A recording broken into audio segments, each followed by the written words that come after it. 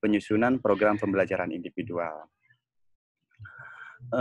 Setelah webinar-webinar sebelumnya, yaitu ada Kang Dodi dengan materinya, yaitu tentang identifikasi anak berkebutuhan khusus, terus ada Bang Ali, ya tentunya dengan materi asesmennya. Saya sekarang kebagian tugas untuk penyusunan program pembelajaran individual. Sebelumnya saya ucapkan entah bagaimana pemilihan ini, ya pokoknya saya diberikan amanah. Kang Yadi mohon nanti mengisi tentang program pembelajaran individual seperti itu di acara webinar.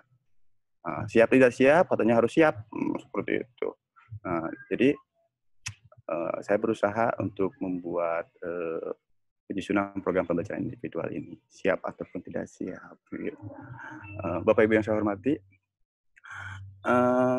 insya Allah di sini bukan bermaksud menggurui, ya, bukan bermaksud menggurui, namun di sini kita hanya sharing pengalaman apa yang telah tim RC lakukan di sekolah khususnya, ya. Jadi di sini kita mungkin belajar bersama-sama, ya, belajar bersama, mendeskripsikan apa yang sudah kami lakukan di sekolah kami di RC Sintasi. Seperti itu.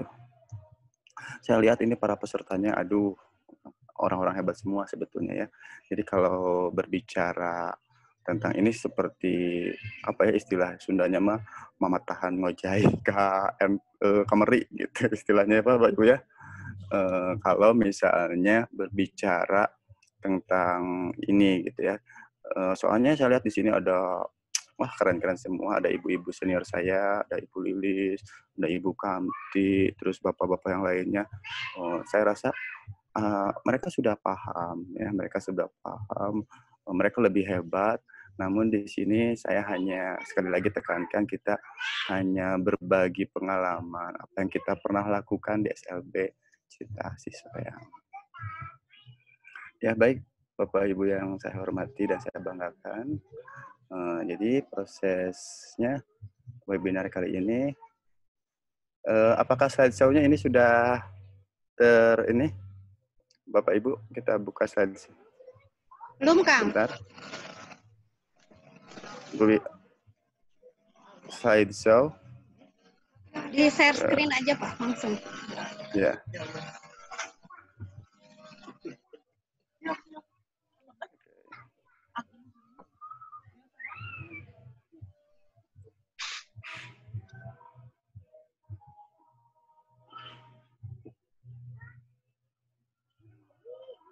Bentar Bapak Ibu, mohon maaf atas kendalanya. Ya.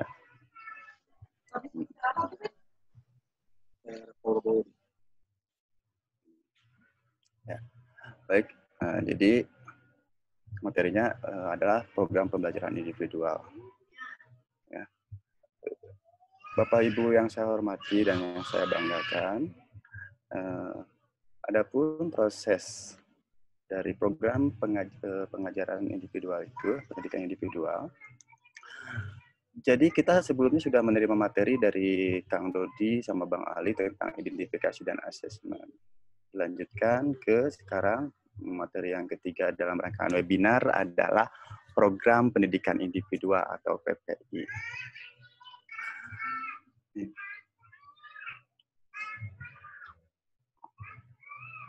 Nih, jadi ini kemarin sudah dijelaskan sama Pak Ali bahwa fungsi asesmen, ya, fungsi asesmen atau adjustment adalah untuk menyusun program individual. Jadi program individual ini hanya bisa tersusun jika sudah ada hasil asesmennya. Ya, jadi rangkaiannya identifikasi, asesmen, didapatkan hasil. Ya, ketika sudah ada hasil asesmen, baru kita bergerak ke pintu selanjutnya, itu menyusun program individual. Seperti itu. Apa itu PPI? Program pendidikan individual apa? Yang beri pertanyaan, apa itu PPI? Jadi, yaitu salah satu bentuk pelayanan pendidikan bagi anak berkebutuhan khusus. Yaitu program pendidikan yang diindividualkan. Jadi programnya diindividualkan. Ini sudah diperkenalkan di Indonesia sejak tahun 1992. Ketika itu di Indonesia sudah launching pendidikan inklusif ya. Makanya ada yang namanya program pendidikan yang diindividualkan. Untuk apa PPI itu? Jadi PPI dibuat untuk menjamin bahwa tiap anak memiliki suatu program yang diindividualkan. PPI itu dibuat untuk menemukan kebutuhan-kebutuhan khusus yang dimiliki anak dan mengkomunikasikan program tersebut kepada yang berkepentingan secara tertulis. Nah, itu jadi PPI itu dibuat sebagai laporan juga ya. Jadi yang pertama PPI itu dibuat untuk program yang diindividualkan sesuai dengan kebutuhan anak, dan yang kedua untuk mengkomunikasikan atau mendeskripsikan program tersebut secara tertulis kepada pihak-pihak yang berkepentingan, baik itu orang tua, kalau misalnya di sekolah mungkin kepada kepala sekolah, pengawas dan sebagainya. Nah, sebelumnya kita lihat dulu ada slide tentang kenapa ada PPI ya. Ketika kita lihat slide ini adalah Bapak Menteri Pendidikan di zamannya. Mari bersama kita wujudkan sekolah sebagai taman-taman yang indah bagi mereka generasi penerus bangsa ini. Seperti itu. Nah, jadi mari bersama kita wujudkan sekolah sebagai taman-taman yang indah bagi mereka generasi penerus bangsa ini. Nah, maksudnya apa taman-taman ini? Jadi sekolah itu harus bagaikan sebuah taman. Itu ya, taman yang indah. Nah, dalam pendidikan luar biasa, taman yang indah ini, supaya kita menuju ke jalan taman yang indah ini, maka dibutuhkanlah, khususnya bagi anak berkebutuhan khusus, untuk menuju taman yang indah ini dibutuhkan yang namanya program secara individual. Ya. Kenapa apa hubungannya taman yang ini dengan PPI? Kita lihat di sini pada slide. Sistem pendidikan kita selama ini seperti ini. Ya. Jadi setiap orang mempunyai kemampuan dan karakteristik yang berbeda-beda. Ya, di sini ada kera, angsa, gajah.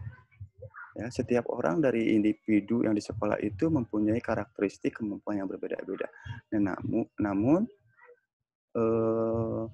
guru pada kesempatan ini melakukan sebuah tes yang sama. Tidak melihat kemampuan atau baseline dari setiap individunya. Kemampuan ini merupakan suatu seleksi yang tidak adil. Seperti itu. Jadi bagaimana menciptakan sekolah menjadi sebuah taman yang indah kalau seleksinya juga tidak adil. Jadi Bapak Ibu yang saya hormati, kita harus menciptakan suatu taman yang indah di sini. Segalanya sesuatu harus menyenangkan. Siswanya senang, gurunya senang. Bayangkan sebuah taman yang sangat indah. Sementara sistem pendidikan kita seperti ini. Ya. Ini tesnya tidak adil. Silahkan panjat sebuah pohon. Ya. Mungkin yang menang hanya si kera saja. Nah, makanya si kera mungkin di sistem pendidikan ini yang terbaik. Sementara potensi-potensi lain seperti gajah dengan potensi yang lainnya, ikan dengan kemampuan berenangnya, itu tidak terlihat seperti itu. Makanya di sini tidak kurang adil seperti itu. Makanya kembali lagi kepada PPI. PPI itu dibuat karena kita ingin melihat ya, kemampuan siswa sesuai dengan hasil asesmennya, sesuai dengan asesmen yang telah dilakukan. Lalu dibuatlah program pendidikan yang sesuai dengan kemampuannya. Makanya dibutuhkan sebuah PPI. Jadi kalau misalnya dari gambar ini, mungkin untuk gajah harus belajar apa, meningkatkan kemampuannya. Untuk ikan, mungkin berenang dengan kecepatan tinggi ditambah seperti itu. Ya, jadi tidak kurikulum untuk semua, tapi individual. Nah, pembelajaran individual itu adalah pembelajaran yang adaptif. Pembelajaran individu itu adalah pembelajaran yang adaptif. Di mana pembelajaran adaptif ini merupakan pembelajaran biasa ya, yang dimodifikasi dan dirancang sedemikian rupa sehingga dapat dipelajari, dilaksanakan, dan memenuhi kebutuhan pendidikan anak berkebutuhan khusus. Ya, jadi pembelajaran biasa yang diadaptasi atau dimodifikasi. Pembelajaran yang dirancang untuk merespon atau memenuhi kebutuhan anak dengan karakteristik yang unik dan tidak dapat dipenuhi oleh kurikulum sekolah biasa, sehingga perlu diadaptasi yang sesuai dengan kebutuhan. Jadi, inilah keistimewaan dari pembelajaran individual. Jadi, PPI itu adalah sebuah kunci, Ibu ya, istilahnya saya menyebutnya sebuah kunci, kunci menuju sebuah pintu pembelajaran yang menyenangkan, pintu kepada taman yang menyenangkan, yang sesuai dengan kebutuhan dan kemampuan para peserta didiknya. Berdasarkan Grand Design Pendidikan Inklusi Nasional yang telah disepakati di Palembang tanggal 27 sampai 30 November 2007, bahwa yang menjadi substansi implementasi pendidikan inklusi adalah adaptasi. Jadi, intinya adalah adaptasi. Adapun adaptasi itu meliputi adaptasi kurikulum, ya, pembelajarannya, adaptasi media dan alat pembelajarannya, bahan ajar, penilaian, serta pelaporan hasil belajar. Jadi, semua itu disesuaikan dengan tingkat kemampuan dan kebutuhan peserta didik.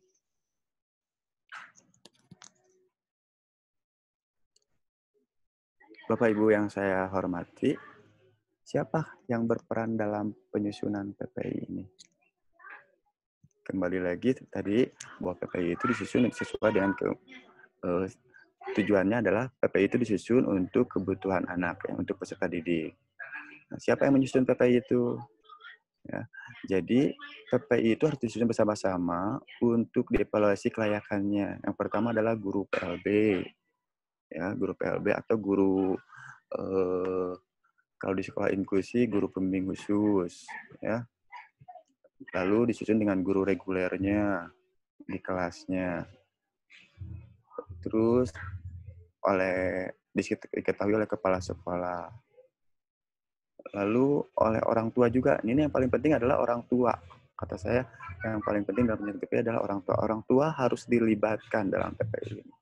Karena orang tua sangat berperan penting dalam program pendidikan anak-anak berkebutuhan khusus. Ya, jika orang tua dilibatkan, itu keuntungannya bagi kita itu banyak sekali. Kadang kita mendapatkan orang tua yang terlalu orang tua yang keinginannya terlalu tinggi misalnya Bu ya. Jadi keinginan yang mempunyai harapan, estimasi kemampuan anak itu terlalu tinggi di atas. Nah, dengan diikut sertakan menyusun PPI ini, orang tua mengetahui kemampuan siswanya, bahwa kemampuan siswa dari hasil asesmen adalah seperti ini. Nah, makanya di sana dengan diikut sertakan untuk menyusun PPI, fungsinya orang tua menjadi menyetujui gitu ya. Terus jadi harapannya itu, harapan orang tua terhadap siswanya menjadi tidak terlalu muluk-muluk. Ya, karena PPI ini disusun untuk dilaksanakan, nanti dievaluasi hasilnya, orang tua pun bertanggung jawab dengan hasilnya gitu. Jadi di sini kita kepada orang tua, ibu, kita kerjasama bareng-bareng, misalnya kita kerjasama setahun ke depan, kita susun PPI untuk anak, nanti anaknya mau mencapai seperti ini, bagaimana tanggapan ibu? Nah, kalau kita begitu. Jadi di sana yang menyusun PPI itu kita sama orang tua dilibatkan. Nanti orang tua mungkin punya permintaan yang lebih tinggi dari hasil asesmen. Oh, anak saya begini. Lalu kita kepada orang tua jelaskan lagi, ibu kira-kira setahun ini nyampe nggak nih seperti ini. Gitu. Jadi kita itu serahkan juga kepada orang tua. nyampe nggak Bu kalau misalnya ibunya pingin seperti ini? Gitu. Jadi dengan demikian orang tua pun akan apa ya, nantinya orang tua mempunyai target tersendiri. Oh, karena kemampuan anak saya seperti ini, kemungkinan yang mungkin dicapai dalam 1 tahun ini adalah begini. Jadi memberikan pembelajaran kepada orang tua tentang kemampuan anak didik juga. Seperti itu. Lalu tim penyusunan PPI juga kalau sekolahnya mampu, kita datangkan tenaga ahli seperti dokter, psikolog, dan social worker dan sebagainya, itu untuk meringankan tugas guru, menjelaskan guru kepada orang tua tentang kondisi fisik, kondisi peserta didik. Ya, itu lebih biasanya kalau dijelaskan sama psikolog atau dokter, orang tua itu lebih mudah menerima gitu dibanding dengan penjelasan dari guru. Nah, terus tim penyusun PPI juga adalah anak itu sendiri, kalau mungkin. Jadi anak itu sendiri itu maksudnya gini, kalau misalnya anaknya SMA udah bisa mengerti gitu ya perintah, mungkin, "Nih, nanti 1 tahun ke depan kita mau belajar ini, kamu bisa nggak kira-kira?" Itu kalau misalnya anaknya mengerti, sudah bisa dilibatkan di penyusunan PPI. Dan mungkin anak juga akan melihat kemampuannya, ya, "Oh, ya siap, saya mau," seperti itu.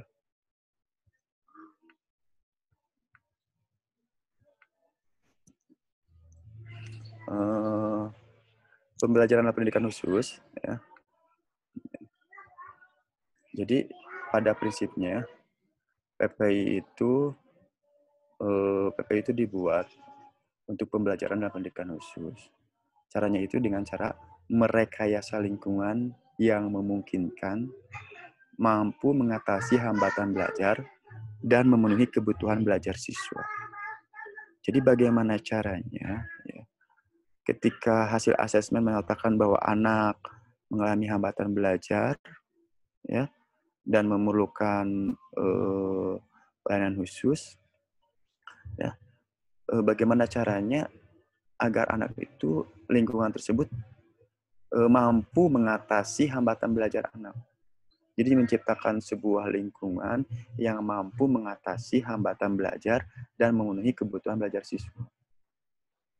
Jadi segala pihak terkait kita merekayasa lingkungan yang memungkinkan mampu mengatasi hambatan belajar dan memenuhi kebutuhan belajar siswa.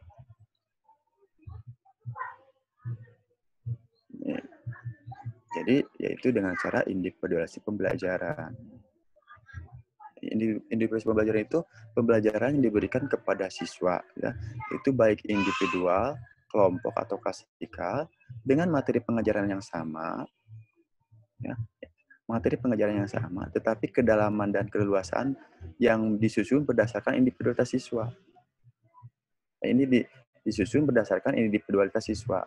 Ini bagaimana siswa ini kekuatannya, terus kesulitannya bagaimana, lalu apa yang dibutuhkan oleh siswa ini.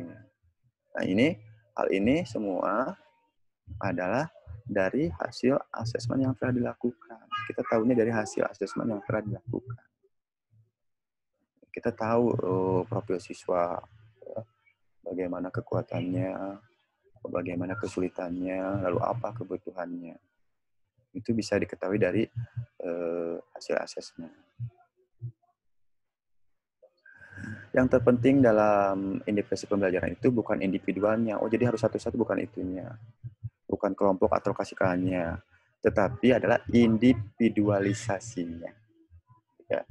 Jadi individualisasinya di sini adalah bahwa program pembelajaran ini adalah secara individu. Jadi individu itu kebutuhannya sesuai dengan kebutuhan individu masing-masing. Jadi yang paling penting adalah individualisasinya di sini. Seperti itu. Nah, Bapak Ibu, jadi dari hasil asesmen kan kita ketahuan tentang keunggulan, hambatan dan kebutuhannya, kurikulumnya. Nah, ini ada penyelarasannya. Jadi dalam setting pendidikan inklusif kita perlu PPI itu untuk apa? Jadi bagaimana caranya memadukan hasil asesmen ya dengan kurikulum di sekolah. Bagaimana caranya menyatukan atau memadukan kemampuan siswa hasil asesmen dengan kurikulum yang ada. Makanya itu kita perlu program PPI ini. Makanya kita perlu penyelarasan karena adanya kesenjangan ya antara kurikulum umum pada umumnya terutama di sekolah inklusi dengan kemampuan siswa dari hasil asesmen. Makanya perlu penyelarasan ya supaya jadi siswa tadi mampu gitu ya diselaraskan kurikulum yang ada dengan kemampuan siswa hasil asesmen. Penjelasannya itu dengan apa saja ya ada yang namanya teknik duplikasi. Jadi teknik duplikasi, lalu ada teknik modifikasi, ada teknik substitusi itu diganti, ada omisi, ada eksistensi. Nanti kita penjelasan duplikasi, modifikasi, substitusi, omisi, eksistensi kita perjelas dalam sesi tanya jawab mungkin Bapak Ibu ya. Ini penjelasannya itu bisa penjelasan waktu, penjelasan tujuan, materi, ya, diselaraskan sumber belajarnya, bahkan tentang metode pembelajaran. Media juga perlu disesuaikan dengan kebutuhan, lalu evaluasinya juga bisa disesuaikan dengan kemampuan. Seperti itu. Jadi ada penyelarasan.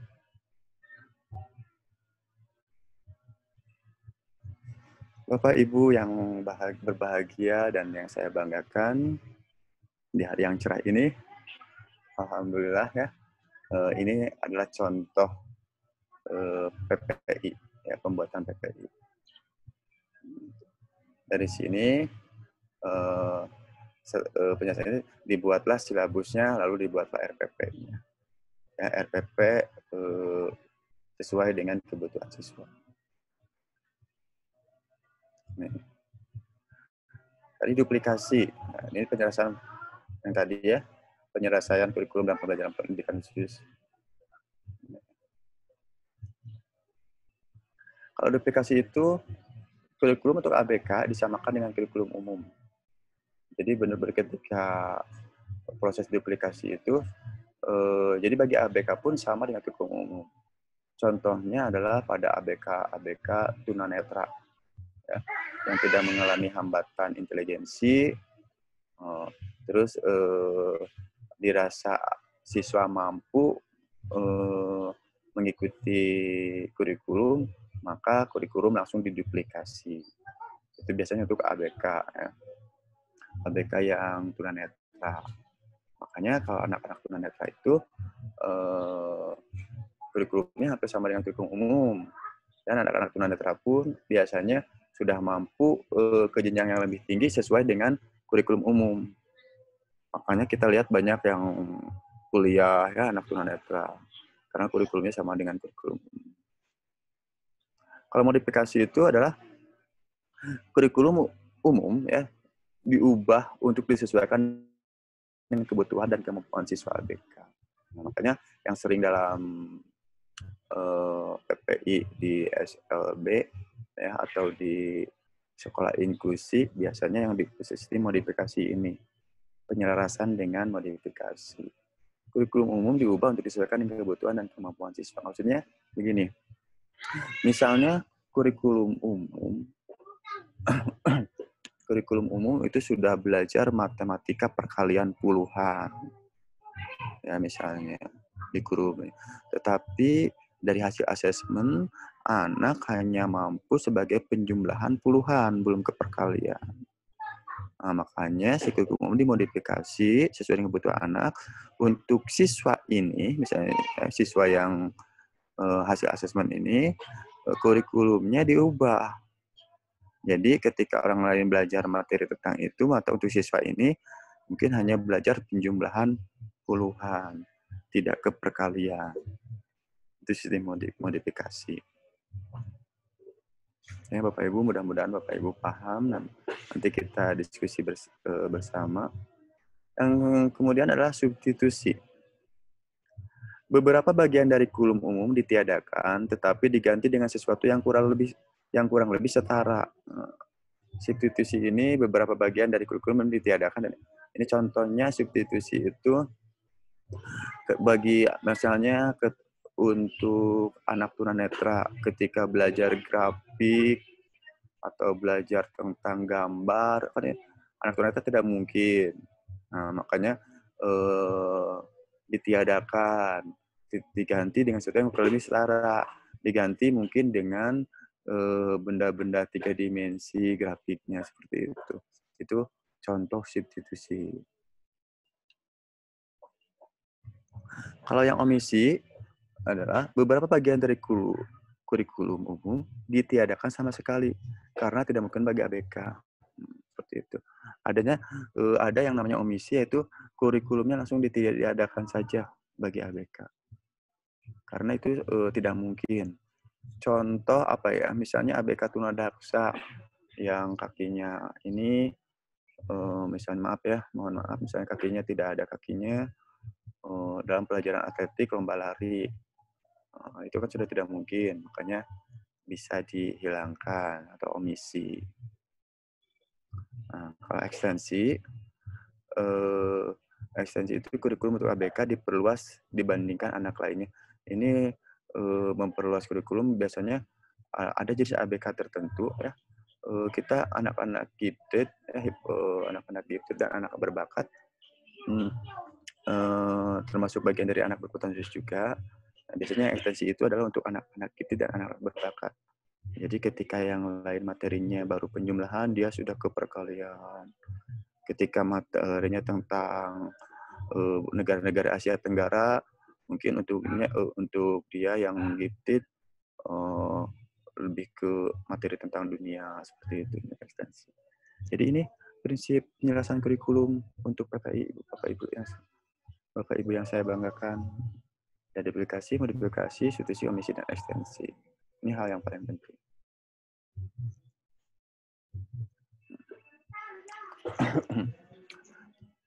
Jadi harus ingat ketika proses penyelarasan tadi, yang pertama adalah identitas siswa. Ya, identitas siswanya harus perlu diingat, kelas, semester, kemampuan belajarnya bagaimana, ini kembali lagi kepada hasil asesmen, bagaimana, terus kebutuhan belajarnya apa. Dari hasil asesmen itu diketahui kemampuan belajarnya, lalu dengan kemampuan seperti ini butuh apa. Itu perlu diperhatikan dalam proses penyelarasan. Terus KIKD yang umum yang sesuai kelas per semesternya, perhatikan sejauh mana. Nanti kita selaraskan dengan KIKD untuk siswa khusus seperti ini. Bapak Ibu bisa dipakai bisa KIKD umum di atasnya, di bawahnya dituliskan KIKD khusus untuk ini, misalnya dengan tinta warna merah untuk siswa tertentu. Ya, tetapkan posisi kemampuan dan kebutuhan siswa. Lalu buatlah silabus. Ya, jadi Bapak itu hendaknya memuat taraf kemampuan anak saat ini, tujuan umumnya yang akan dicapai dalam 1 tahun bagaimana, terus pelayanan khususnya seperti apa, nanti 1 tahun tuh mau diapain anak itu, ya apa pelayanan khususnya. Lalu diproyeksikan kapan dimulai kegiatan dan waktu yang digunakan. Jadi misalnya anak dari nggak bisa ini menjadi bisa ini, itu kira-kira perlu berapa lama, berapa waktu, itu ada proyeksinya. Ya, misalnya 3 bulan, 6 bulan, gitu. Lalu prosedur evaluasi dan kriteria keberhasilan atau kegagalan program. Otomatis nanti evaluasinya pun tidak bisa disamakan dengan evaluasi anak-anak pada umumnya. Jadi ketika evaluasinya pun sesuai dengan program PPI yang dibuat.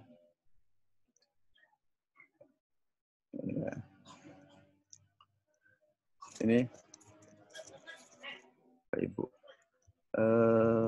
kekuatan, kelemahan, dan minat anak merupakan titik awal untuk mengembangkan tujuan khusus pembelajaran. Nah, gitu. Kembali lagi ya, bahwa kekuatan dan kelemahan dan minat anak merupakan titik awal untuk mengembangkan tujuan khusus pembelajaran. Jadi, itu kekuatan kelemahan itu dari mana kita tahunya? Itu semua dari hasil tes ya, atau asesmen hasil tes formal. Bisa saja ya, kenaikan kelas, dari nilai raport, ya. Terus proses identifikasi dan asesmen. Terus hasil penilaian dan observasi informal oleh guru. Kita mungkin bisa observasi langsung tentang kemampuan siswanya. Lalu hasil survei minat dan kebutuhan anak, hasil penilaian orang tua, dan informasi dari sumber yang relevan. Itu kebutuhan anak itu dilihatnya dari sini. Lalu buatlah mengembangkan tujuan jangka panjangnya. Tujuan jangka panjang untuk 1 tahun misalnya, itu diturunkan dari kurikulum. Jadi dari kurikulum bagaimana 1 tahun tersebut, ya. Nah, makanya untuk anak ini kita buat 1 tahun, kira-kira program apa yang kemungkinan bisa dicapai dengan kondisi anak seperti ini. Sedangkan tujuan jangka pendeknya dirumuskan oleh guru sendiri.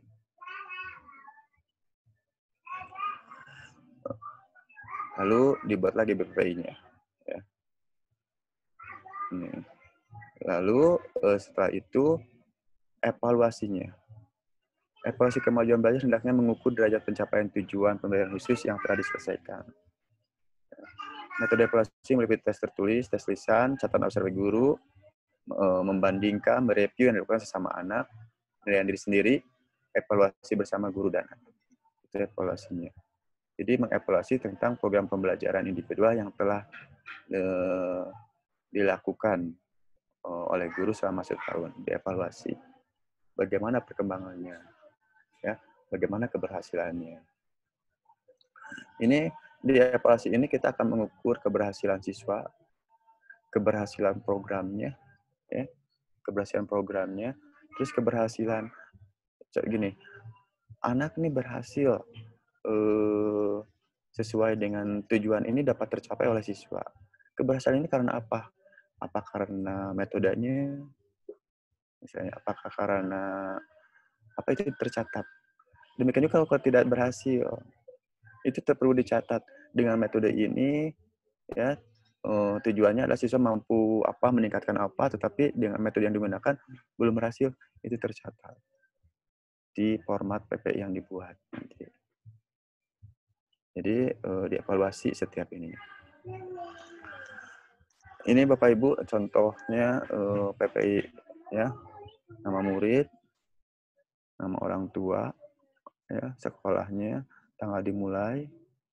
Ini informasi dari orang tua tentang siswanya bagaimana, informasi dari tim, ya, tim asesmen, ya, atau identifikasi, terus bagaimana kemampuan akademik dan perilaku sosial anak pada awal programnya. Ini dicatat, tercatat, nanti bisa dijabarkan. Jadi di sini ada kemampuan siswa saat ini, ya. Jadi nanti materinya bagaimana, terus metodenya bagaimana, proses belajar seperti apa. Itu mungkin cukup materi seperti itu. Kita lebih jelasnya supaya lebih mencair, kita sesi tanya jawab, kita diskusikan bersama tentang pembuatan PPI ini. Kita buka sesi tanya jawab. Enggak, Bu Fitri? Iya, terima kasih kepada Kang Yadi sudah menyampaikan materi ya. Materinya cukup dapat dipahami, jelas, tapi juga membuat penasaran karena ini makin greget ya, karena si format PPI-nya mungkin disimpan di akhir. Jadi Bapak Ibu mangga yang mau bertanya, mengajukan pertanyaan, dipersilahkan ya.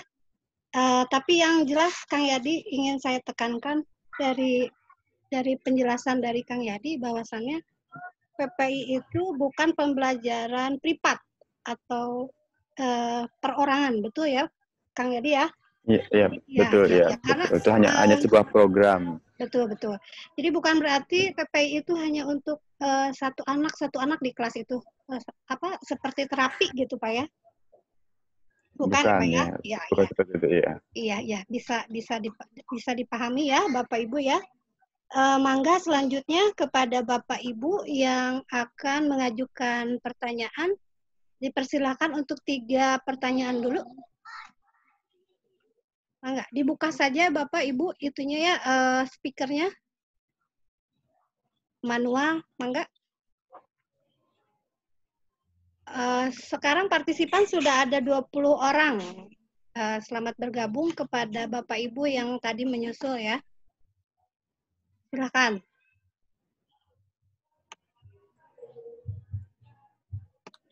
Punten Kang Yadi itu share screen-nya ditutup aja ya? Ya, Bu. Ya. Bentar. Mangga Bapak Ibu yang mau bertanya tentang PPI ini, mangga bisa langsung ditanyakan. Dibuka aja speakernya ya. Saya buka aja semua ya.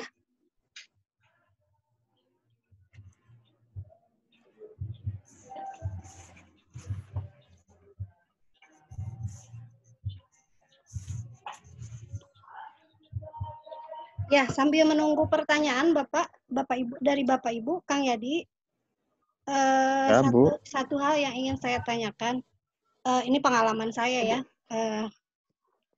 Saya menangani 5 peserta didik berkebutuhan khusus. Apakah saya harus membuat PPI untuk 5 anak tersebut atau bisa cukup 1 saja? Ya, mangga Kang Yadi.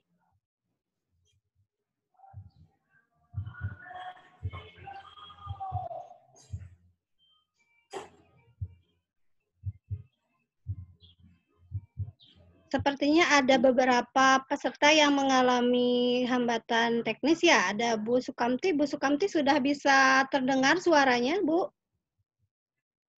Halo Bu Sukamti.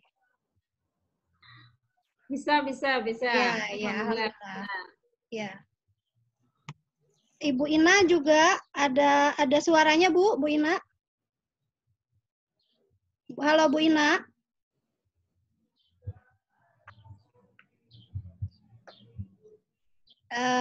Tertutup ya speakernya ya. Ya, sambil menunggu pertanyaan dari Bapak Ibu partisipan, mungkin tadi yang saya sampaikan saya ulangi lagi ya. Kalau misalnya kita menangani 5 anak berkebutuhan khusus, apakah kita harus membuat 5 PPI atau cukup 1 saja? Kang Yadi, punten, mangga. Ya, baik, Ibu. Kalau misalnya kita memegang 5 siswa dalam satu kelas, ya, kembali lagi pembuatan PPI itu tergantung dari hasil identifikasi dan asesmen, Bu, ya. Kalau misalnya siswanya memiliki karakteristik, ya, kemampuan yang berbeda-beda, tentunya Ibu harus membuat 5 PPI yang berbeda-beda pula, Bu. Seperti itu. Kalau misalnya karena programnya individual seperti itu ya. Jadi ibu harus membuat 5 PPI untuk anak tersebut ya. Kecuali kalau misalnya dari hasil asesmen menyatakan bahwa kelima anak tersebut memiliki karakteristik yang sama, misalnya kemampuan yang sama. Ibu bisa buat dalam satu buah PPI, terus mungkin di sana hanya penekanan-penekanan, misalnya tambahan untuk siswa ini pembelajaran seperti apa. Jadi bisa bisa PPI untuk semua anak, tetapi dalam satu jurnal atau satu untuk sebuah laporan, Bu ya. Jadi dalam sebuah program yang satu terstruktur seperti tersebut, ya. Tetapi di dalamnya itu mencangkup kemampuan siswa masing-masing. Ya. Kalau misalnya ya alangkah baiknya sih sebetulnya PPI itu masing-masing, ya, itu lebih Lebih karena afdol ya, Pak yakin ya. kalau misalnya iya karena lebih afdol karena yakin kalau di SLB itu otomatis siswanya beragam, Bu ya.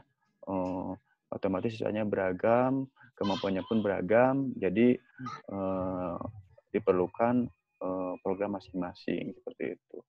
Pelaksanaan di lapangannya itu guru-guru SLB udah pinter ya di lapangan bagaimana misalnya Amin, amin. pembelajaran satu untuk semua itu Ya, kebutuhan.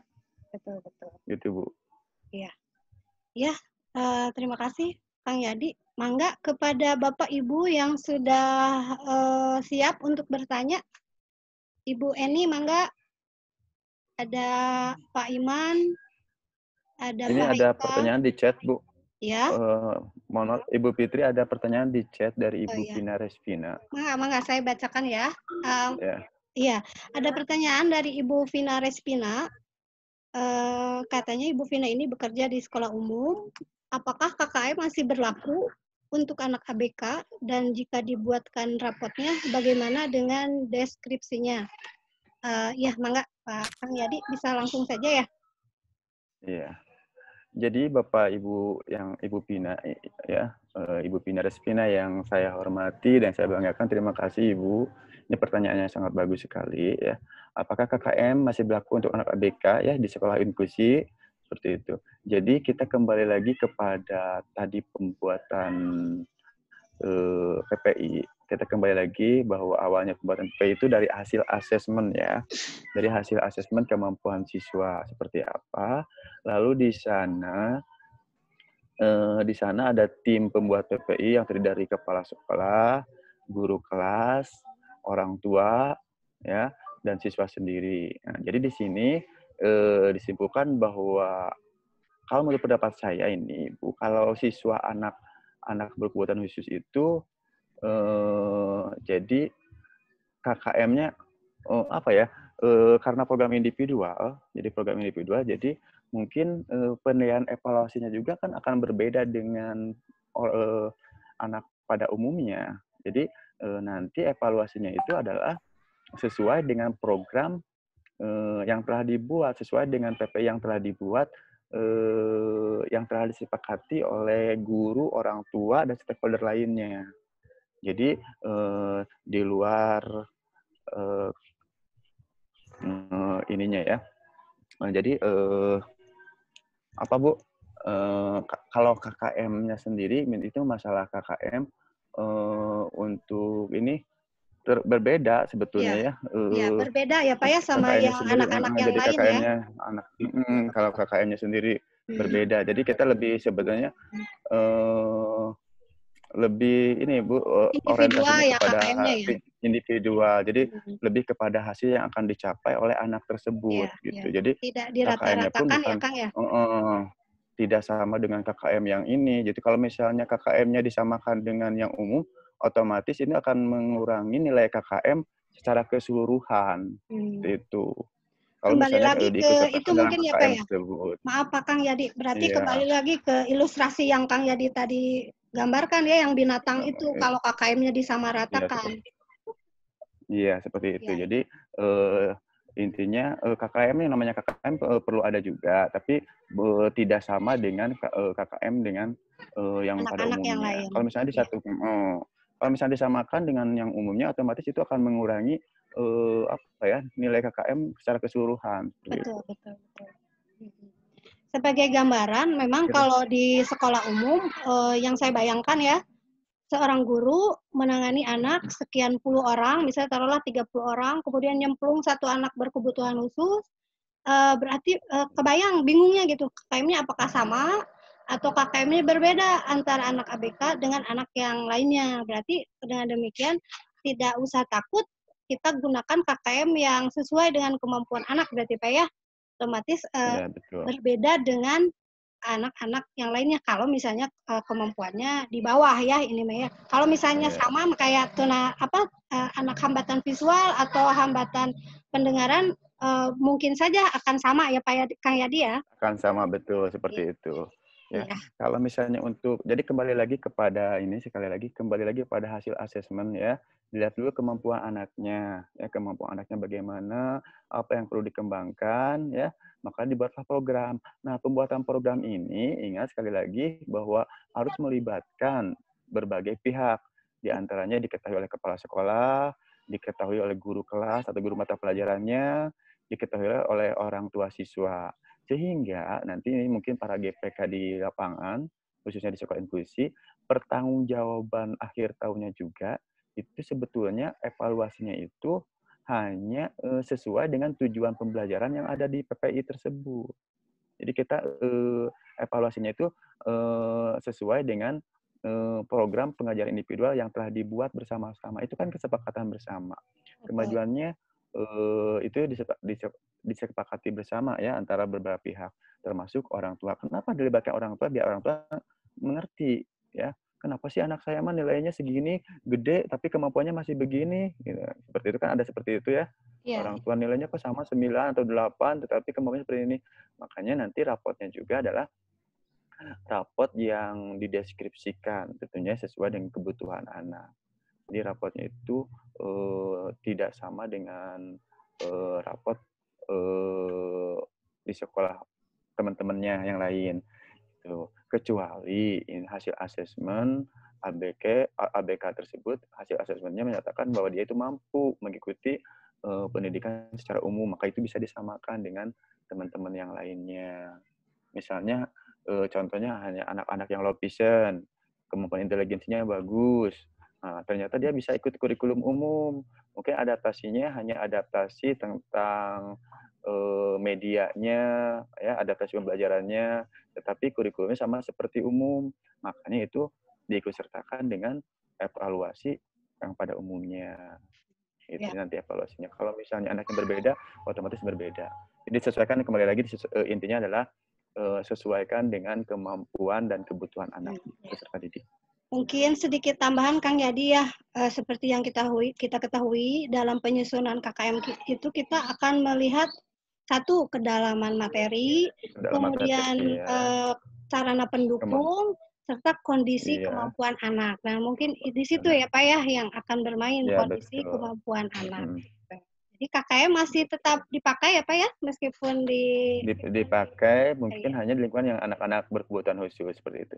Jadi di sesama inklusi mungkin ya. Kalau di inklusi, kalau di sekolah inklusi mungkin untuk penggunaan KKM bisa tercatat berapa siswa ABK-nya mungkin ya. Kalau untuk pembuatan KKM misalnya seperti itu. Mungkin Ibu Bapak kita diskusi aja bersama gitu. Ibu Vina. Jadi kita diskusi. Ya, kita diskusi bersama saja ya, sharing pengalaman. Kepada Ibu Vina, Ibu Vina chat nulis pertanyaannya di chat nih. Baiknya sih langsung aja ya Bu Vina ya. Mana suaranya Bu Vina? Ya, Bu Vina. Biar jelas gitu Bu ya. Enggak Bu Vina, biar kelihatan nih cantiknya. Ibu. Halo. Ya, Bu Elita. Ya. Ibu Vina ya, Ibu Ina.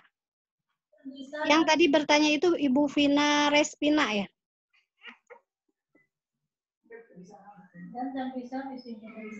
Halo Bu. Bu Vina. Oh iya. Ya. Izin tanya Bu. Mangga. Boleh.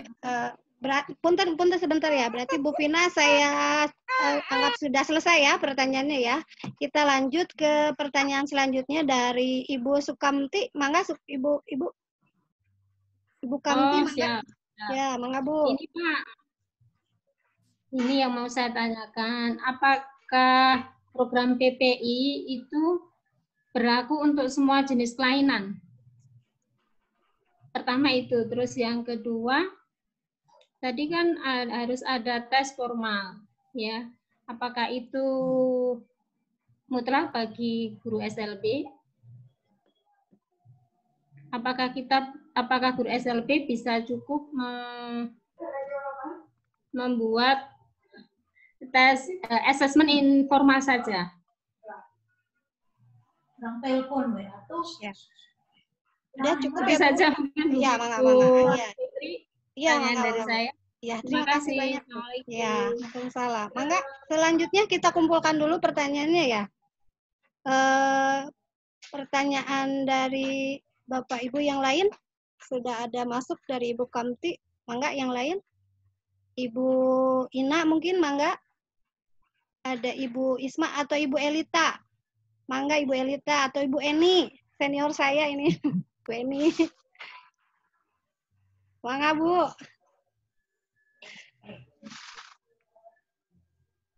Ya, baik. Untuk sementara satu pertanyaan dulu dari Ibu Sukamti. Ada pertanyaan.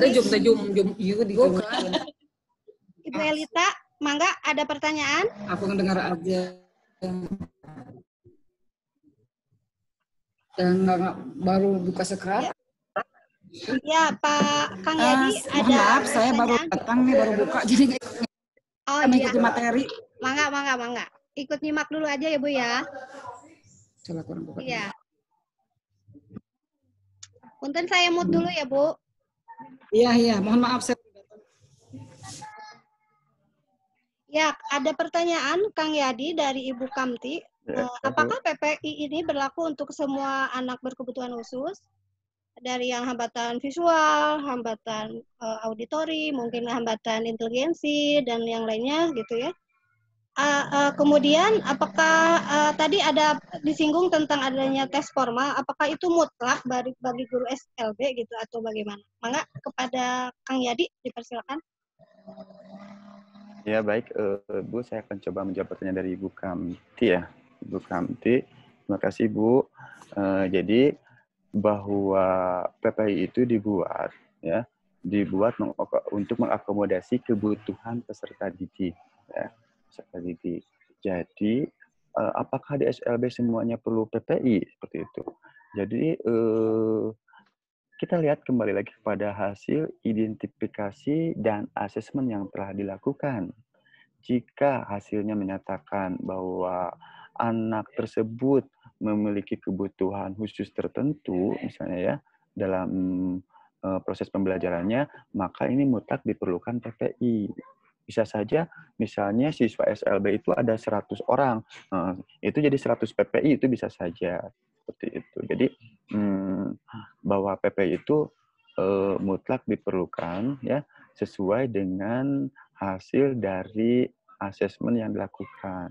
Kalau misalnya hasil asesmennya itu tidak ditemukan hambatan atau apa gitu, misalnya siswa mampu mengikuti program pembelajaran secara umum, ya itu tentunya tidak perlu PPI gitu ya.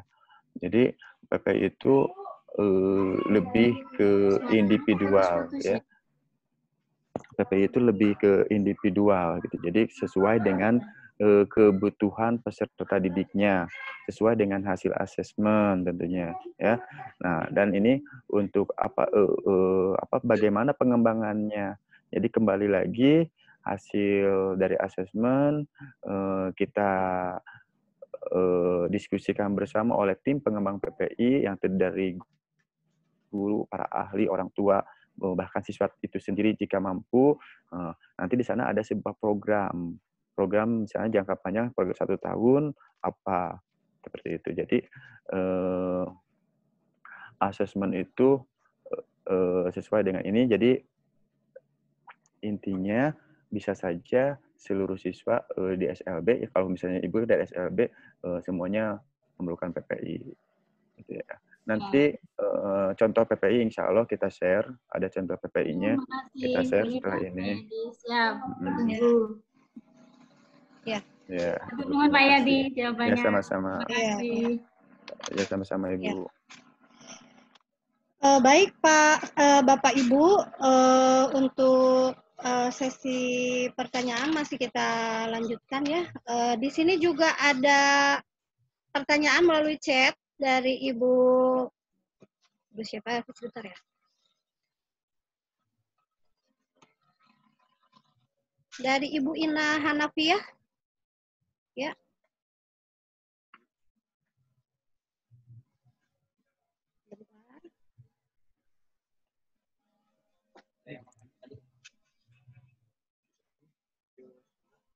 Ada pertanyaan dari Ibu Ina Hanafiah katanya. Maaf, saya belum paham untuk program yang dibuat oleh guru khusus dan guru kelas. Apakah pembuatan program dapat dibuat sementara untuk 3 bulan? Ya, seperti itu pertanyaannya. sekali lagi ada pertanyaan dari Ibu Ina Hanafiah. Katanya sih masih belum paham ya, ini tentang program yang dibuat oleh guru khusus dan guru kelas. Mungkin Bu Ina ya, baiknya langsung ditanyakan mungkin ya. Kemudian, apakah pembuatan program dapat dibuat sementara untuk 3 bulan? Oh iya, berarti ini masih belum jelas apakah PPI ini dibuat per semester, atau dibuat per tahun, atau dibuat per 3 bulan. Ya, mangga kepada Kang Yadi. Ya, Bapak Ibu. Jadi program PPI itu dibuat idealnya itu ada program jangka panjang itu 1 tahun, Bu ya. Jadi dibuat 1 tahun, disepakati kira-kira tahun pembelajaran ini siswa maunya sampai apa. Tentu saja dari hasil asesmen diketahui kemampuan siswa dan kebutuhan apa. Nanti di sana ada program penyelarasan. Tentu saja setiap siswa mungkin ada ada 2-3 penyelarasan jenis-jenisnya yang diperlukan oleh siswa, Bu.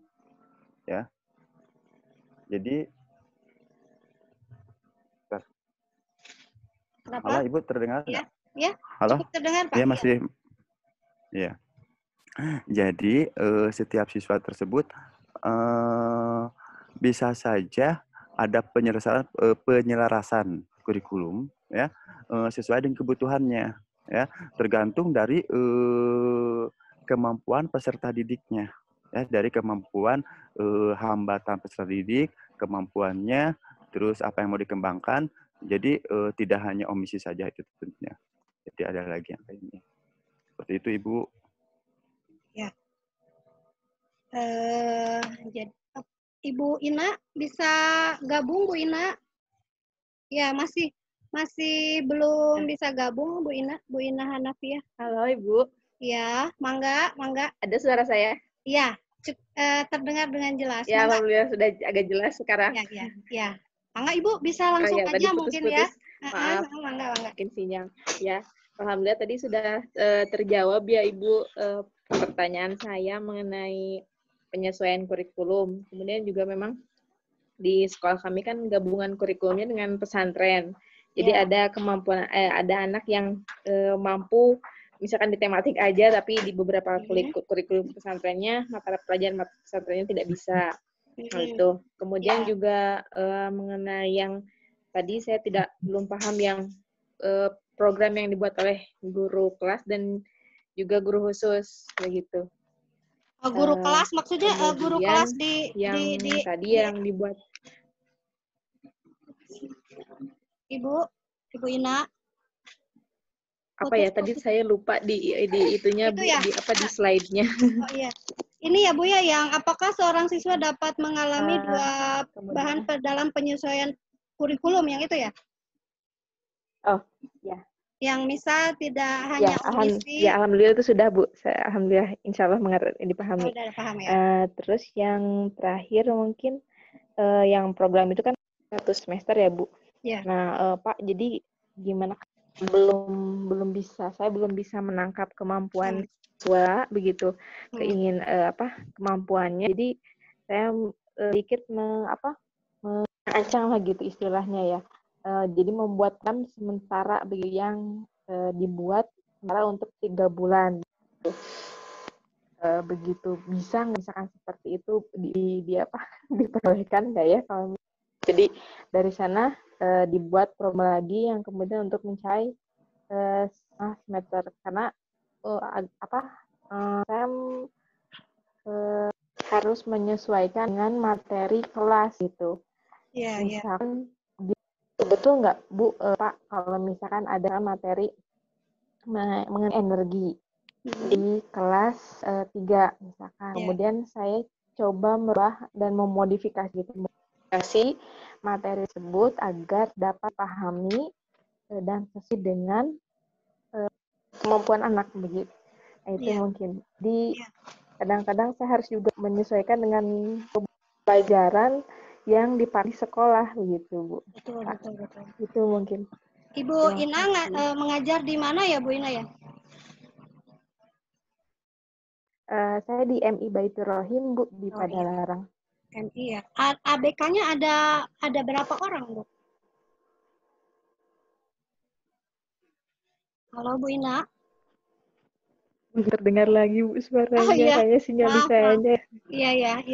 ABK-nya ada banyak, Bu, di sana? Kenapa? Maaf, diulangi lagi. Anak berkebutuhan khususnya ada banyak, Bu, di sana? Oh iya. Sekarang sih yang tercatat 1, 2, 3, 4. Oh, banyak ya? 4 kalau yang berkebutuhan khusus secara permanen. Yang misalkan gangguan belajar, misalnya seperti ada beberapa anak, tapi tetap harus ada penyesuaian kurikulum juga materi gitu. Iya. Jadi cukup banyak, Bu ya. Berarti sudah terbiasa sebetulnya ya, Ibu ya di sana. Gitu, Bu. Iya. Ini maaf putus-putus lagi, Bu Ina. Mungkin faktor sinyal mungkin ya. Iya. Punten sedikit gangguan untuk Kang Yadi, Haryadi. Sebentar lagi kita bisa join lagi. Mudah-mudahan bisa gabung. Ya, untuk pertanyaan Ibu Ina Hanafiah yang tadi, Halo, apakah ya, mangga Kang Yadi. Alhamdulillah. Gimana Bu? Ya, ini Ya. tadi gangguan sinyal, mohon maaf. Ya. Alhamdulillah tadi Ibu Ina Hanafiah akhirnya bisa gabung, audionya bisa meskipun agak terputus-putus, tapi intinya tadi apakah PPI itu bisa dibuat untuk per 3 bulan atau per semester atau per tahun gitu Pak. Terus ternyata di sekolahnya Bu Ina itu ada lumayan banyak anak berkebutuhan khususnya. Jadi memang PPI ini sangat begitu dibutuhkan gitu ya menurut saya untuk guru-guru yang mengajar di sekolah inklusi. Mangga untuk tadi yang masalah waktu atau program bisa dilaksanakan untuk 3 bulan per semester atau per tahun, mangga bisa dijelaskan mungkin sama Kang Yadi, mangga Pak. Baik Bapak Ibu, saya pertanyaan dari Ibu Ina ya. Ibu Ina, ini sebagai pengalaman di sekolah kami, kita buat PPI-nya adalah per awal tahun. Ya.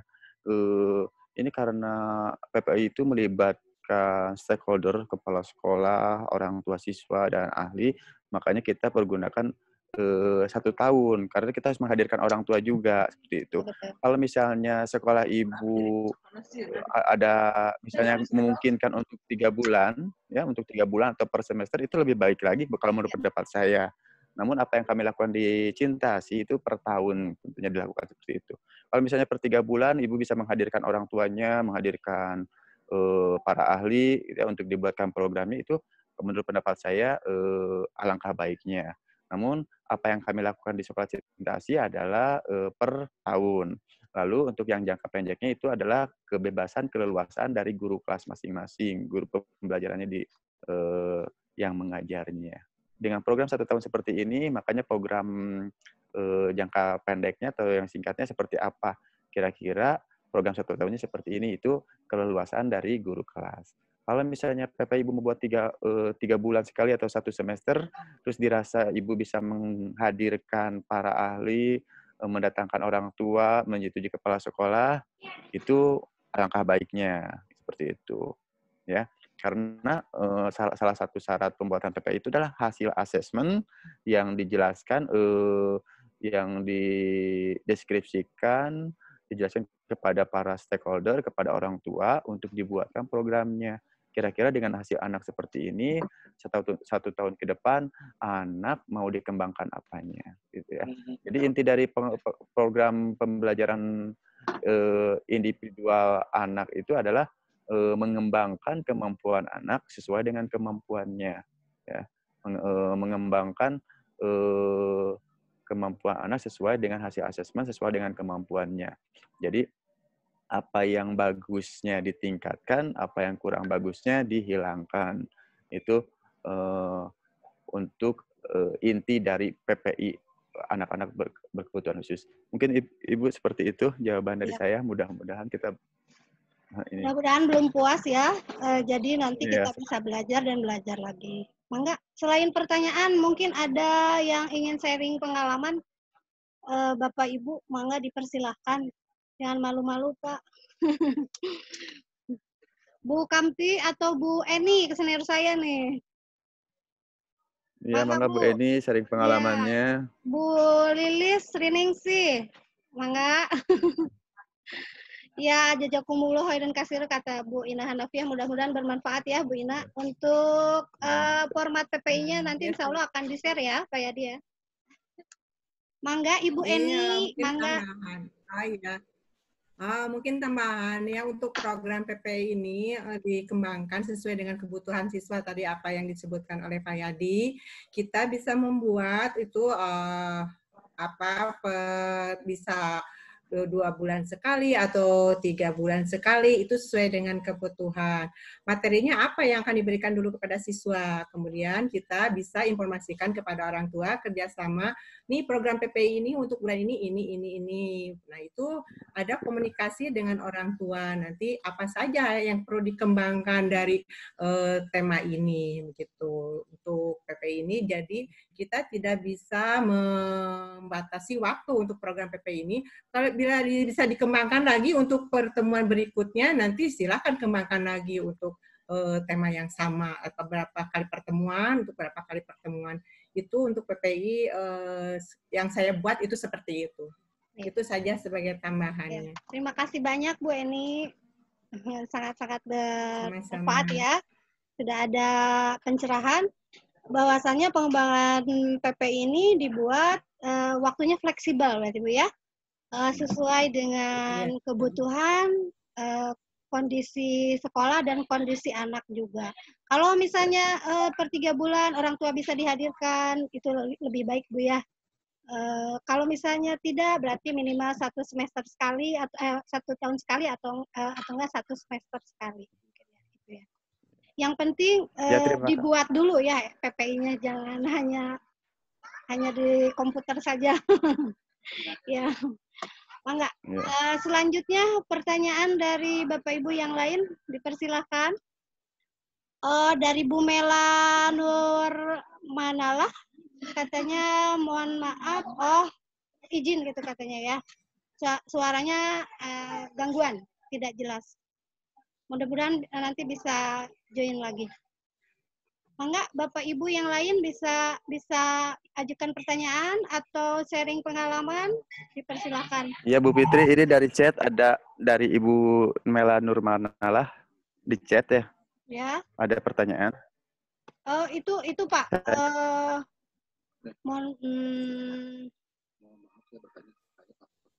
Laporan. Oh, ini masalah laporan. Ya. Oh iya betul. Memang bukan hanya di sekolah reguler, kita juga kadang di SLB suka agak bingung ya, ada sedikit itu. Kalau PPI ini bisa dipakai untuk laporan tidak? Sedangkan ada juga format untuk laporan dinas itu berbeda formatnya gitu ya Bu ya. Ya, sesuai KIKD, sesuai kurikulum 13. Nah, sedangkan ini kan sudah ada banyak perubahan tuh, baik itu tadi yang disampaikan Pak Kang Yadi itu ada yang duplikasi, modifikasi, substitusi, omisi atau ekstensi. Boleh tidak seperti itu gitu? Apakah tidak dipersalahkan nanti sama pengawas ya? Sama mungkin ini juga untuk laporan Kemendag dari Bu Mela Nurmalah. Enggak, Kang Yadi tanggapannya? Baik, Bu Fitri, saya akan coba jelaskan pertanyaan dari Ibu Mela Nurmanalah ya. Bu Mela Nurmanalah, ini masalah seperti ini hampir dijumpai oleh seluruh guru pembimbing khusus penyelenggara sekolah inklusi ya, terkait dengan laporan. Masalah ini sering, itu kenapa? Karena di sekolah penyelenggara inklusi pun belum intinya belum memahami tentang bagaimana penyelenggaraan sekolah inklusi seperti itu ya. Jadi kita sama-sama belajar dan setiap orang pun sama-sama belajar tentunya di sini. Jadi kita berikan program PPI ini kita ajukan gitu bahwa ini adalah program gitu ya. Bahwa ini adalah program untuk anak ini berbeda dengan program teman-teman yang lain. Jadi kita laporkan PPI aja, Bu. Kita kalau misalnya mereka kurang menerima dengan apa yang kita buat, pasti ya kurang menerima. Kenapa ini? Karena ini sesuatu hal yang baru mungkin ya bagi mereka. Tetapi kita berusaha menjelaskan kepada pihak terkait bahwa inilah yang sebaiknya, program seperti ini yang paling layak, yang paling terbaik untuk peserta didik berkebutuhan khusus di sekolah kita. Gitu. Jadi intinya kita laporkan saja apa PPI yang kita buat, karena di sana tuh sudah diketahui juga oleh kepala sekolah, diketahui juga oleh orang tua, para ahli seperti itu. Jadi kita berikan selain kurikulum KIKD umum kelasnya, kita berikan PPI untuk anak-anak disabilitas atau anak-anak di sekolah inklusi seperti itu. Jadi saran saya berikan saja PPI tersebut. Jadi kita mungkin dengan pihak terkait pun belajar bersama gitu. Mungkin ini tidak sampai ke Departemen Agama, belum nyampe juga gitu ya. Karena sosialisasi kita tentang pendidikan inklusif masih kurang pesat gitu ya perkembangannya. Namun sebetulnya dengan pendidikan inklusif itu harusnya semua pihak sudah memahami bahwa kebutuhan ABK itu adalah mempunyai program khusus yang namanya PPI sendiri. Mungkin itu Ibu jawaban dari, mudah-mudahan bisa sedikit membantu. Jadi lebih baik kita laporkan saja PPI yang kita buat ini. Karena di sana sudah diketahui oleh kepala sekolah, oleh guru, bahkan orang tua juga ikut membuat PPI tersebut. Iya. Terima kasih Kang Yadi. Saya tambahkan sedikit mungkin ya, kita nggak usah ragu, tidak usah takut, karena pendidikan inklusi ini memang goalnya pendidikan di Indonesia sekarang ya, dan Kemendag pun sudah bekerja sama ya dengan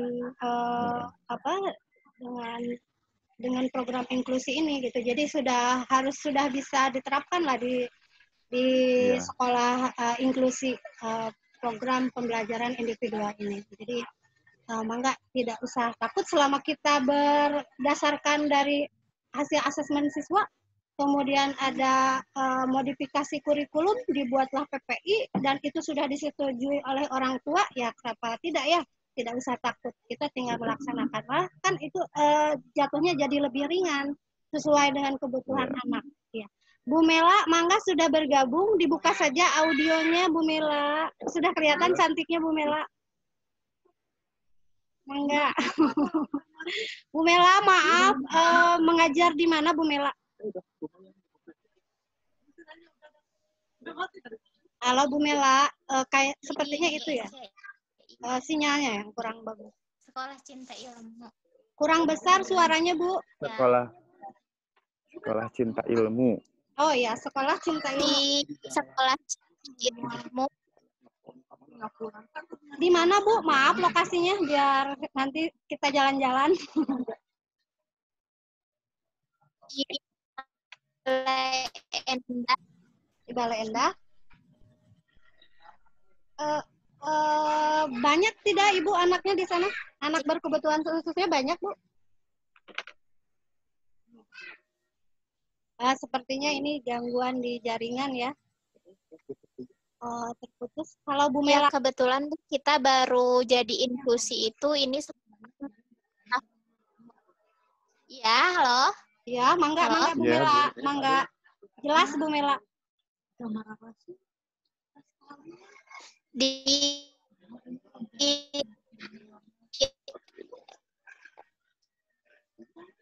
Kebetulan baru sih di tahun kedua sekarang. Oh iya, iya. Baru mau 2 tahun. Iya. Iya. Alhamdulillah. Di saya suaranya putus-putus, Pak Yadi, jelas nggak ke Pak Yadi? Alhamdulillah jelas Bu Fitri. Oh, berarti saya jelas, ini yang trouble. Ke saya Bu Melanya kurang jelas.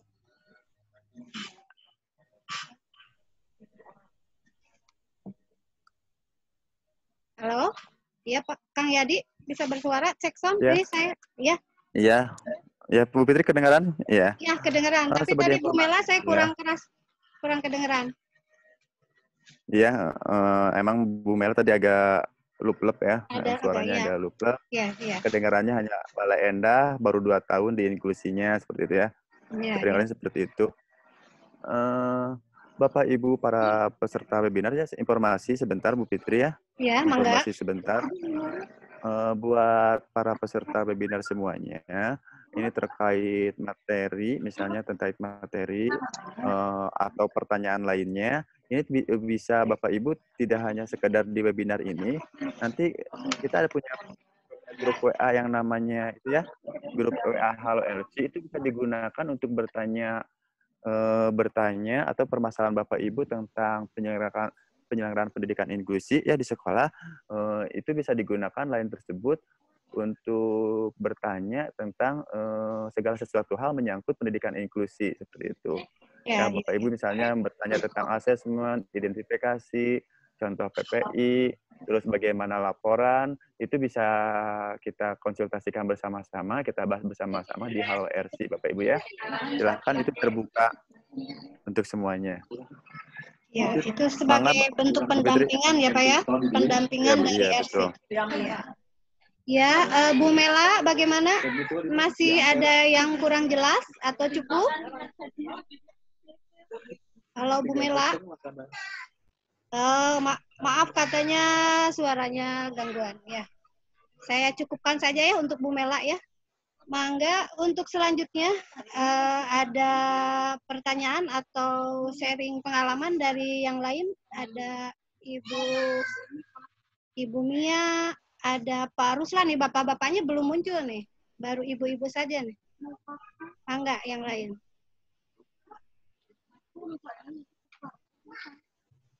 Tambahan informasi mungkin Pak, untuk penggunaan ruang sumber bisa dibahas Kang Yadi, ruang sumber di sekolah inklusi. Gimana Bu Fitri maksudnya? Ya, ruang sumber gimana? Kita mengenal adanya ruang sumber ya Pak ya di sekolah inklusi itu.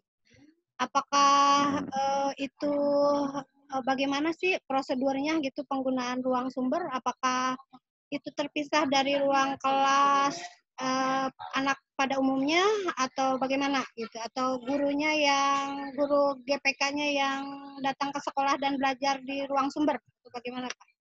Nah. Ya. Jadi pada intinya di sekolah inklusi tentunya ya, siswa itu diharapkan bisa belajar bersama-sama dengan siswa pada umumnya ya, untuk materi-materi yang secara umum misalnya olahraga, untuk materi-materi yang siswa tidak merasa kesulitan. Nah, ketika misalnya siswa mengalami kesulitan ya, untuk siswa ABK yang mengalami kesulitan ya, baru di situ bisa saja kita sebut adanya ruang sumber atau ruang khusus ya, terserah sekolah masing-masing menyebutnya, itu dengan misalnya siswa ABK ini sepertinya tidak bisa mengikuti karena sesuatu hal misalnya mengganggu atau kedalaman materinya terlalu jauh, itu bisa belajar di suatu ruangan khusus atau ruangan khusus dengan guru khusus, pembimbing khusus tentunya situ. Tapi pada hakikatnya pembelajaran diusahakan kalau selama siswa ABK di inklusi itu mampu ikut sertakan seluruhnya bersama-sama, karena tujuan dari pendidikan inklusi itu adalah kesamaan haknya itu ya, kesamaannya kita bersama-samanya gitu. Jadi walaupun ini PPI itu individual, bukan berarti siswanya hanya harus belajar individu sendiri, tidak seperti itu. Hanya programnya saja yang diindividualkan gitu. Tapi tetap pelaksanaan pembelajarannya tetap kalau bisa siswa bersama-sama selama materi atau apa sama seperti itu. Jadi, gitu Bu. Ya, jadi berarti untuk kondisi tertentu bisa menggunakan ruang sumber, tapi sebaiknya tidak terlalu dominan ya, harus tetap bersama-sama dan belajar dengan anak-anak yang lain. Anak-anak sedikit lain. Pengalaman karena, juga ya Pak ya.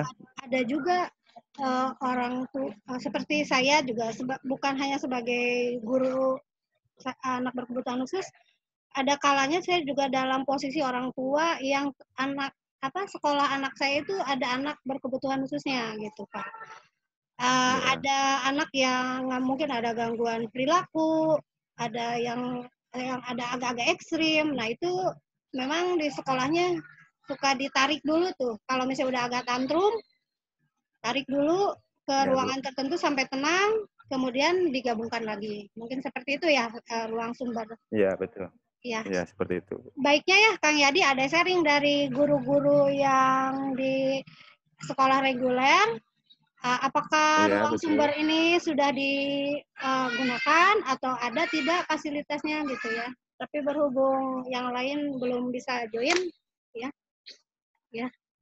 kita lanjut saja ke pertanyaan selanjutnya. Mangga, yang lainnya ada yang mau sharing pengalaman?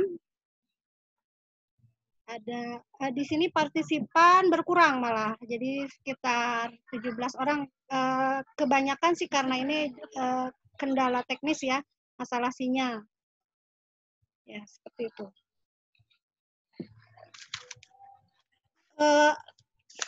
Lanjut lagi, Kang Yadi, tadi dibahas tentang duplikasi, modifikasi, substitusi, omisi, ekstensi.